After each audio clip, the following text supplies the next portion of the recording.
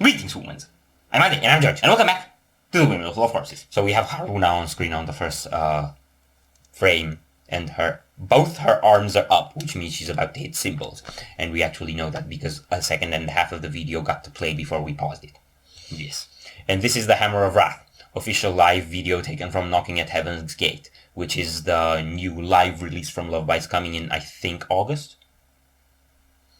And does this one feature Fami? Pretty sure it does. So they did this show after the new album came out. Yep. What's new? It's like from the tour that happened just a few weeks ago in Japan, I think. Yeah, but sometimes there are like live releases of tours of shows that happened like a year ago or something like that. Yeah, no, this one's new. Okay. I am really curious about this. Are you ready? No.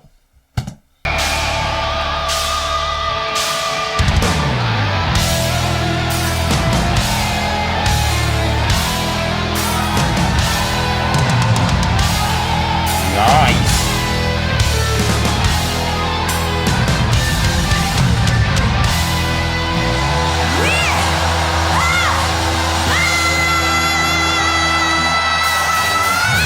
Yeah, that was predictable.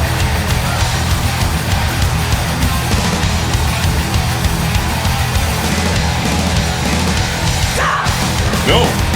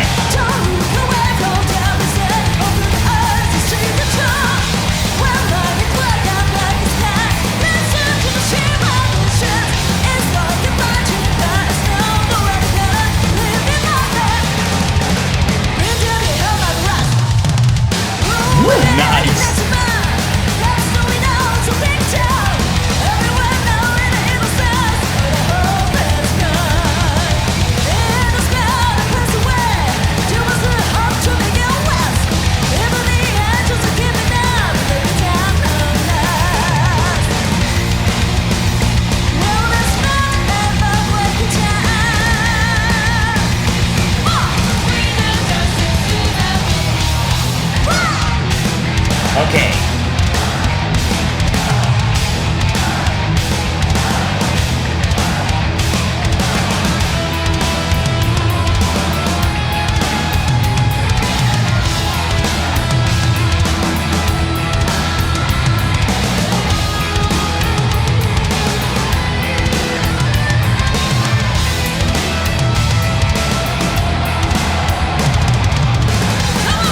Yeah.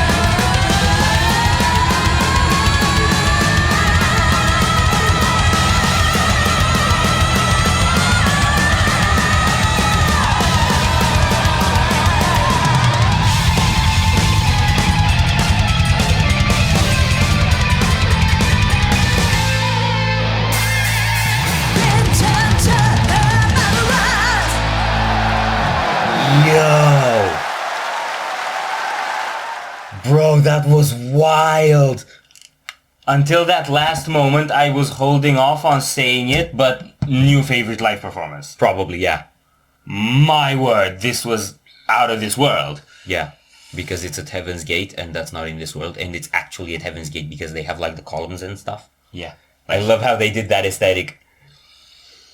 Alright, the song is awesome.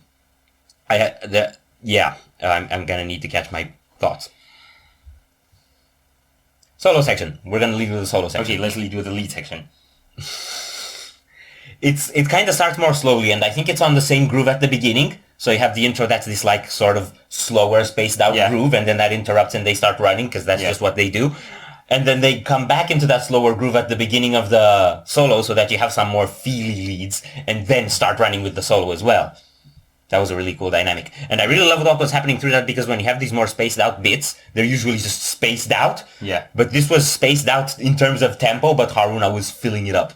Yeah. And it really kept the groove going. It wasn't like in the intro. In the intro you had strikes and there was suspense in between, like you were feeling it was gonna drop. Here it was the same pace with the space between the strikes, but you had these fillers keeping the groove, so you were actually still in the pace of it. Yeah. So that was really nice. They didn't actually interrupt the energy of the song when that solo section kicked off. The solo section itself was mental. Yes. Obviously. Lots of tapping from Miyako. Yeah. Just like really, really, really fast. Not so much different, I would say, than the way they do their solo section so far. So that's probably why I'm not so surprised by that one in particular. I am impressed though.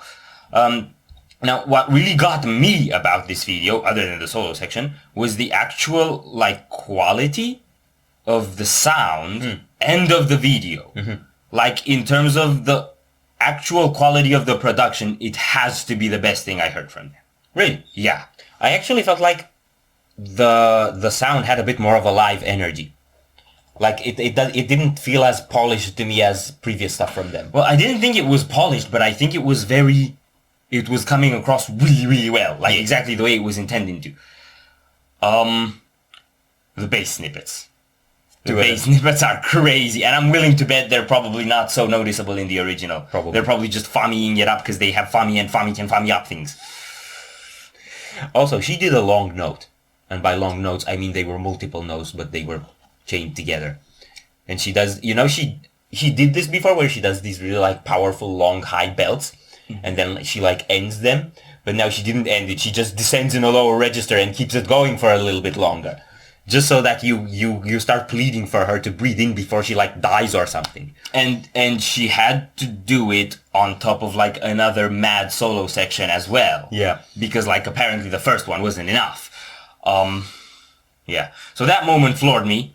That one was what made it my favorite performance I've seen so far from them. We have had epic moments where there was a really high belt or something like that, but the way kind of everything came together here, with not just the vocal part, but also how it was overlapped over the lead, and with the drum groove, was absolutely phenomenal. Another reason why I know why this seems more polished to me, bass is coming across more clearly, and it sounds less slappy and more fluid, I guess. Yeah, I think they're taking the sort of production difference that they had on Judgment Day compared to previous records, and then translating that into a live setting as well. That's why you hear more bass and the drums are more articulate and thundery. Yeah, and you also had this moment, I think just after the solo section, where the hey, the audience was hey, and you had just Haruna and Fami going at it, and the others were at a stop. Yeah. That was a really nice strip down and then kick back in.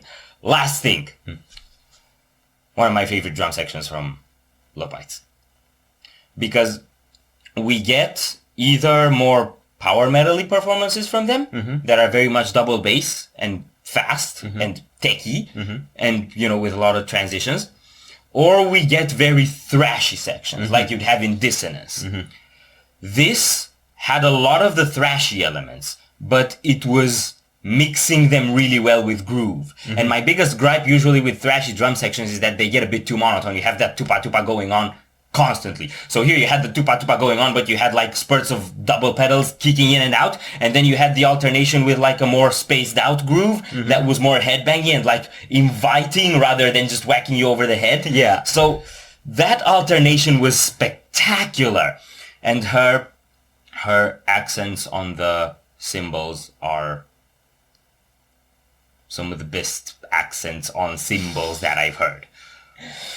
I want to point out one more thing. It's been a while since we watched them perform live. I am not used to seeing people perform live in high heels anymore. I do not know how you survived through doing that for an hour and a quarter, an hour and a half, however long a show is.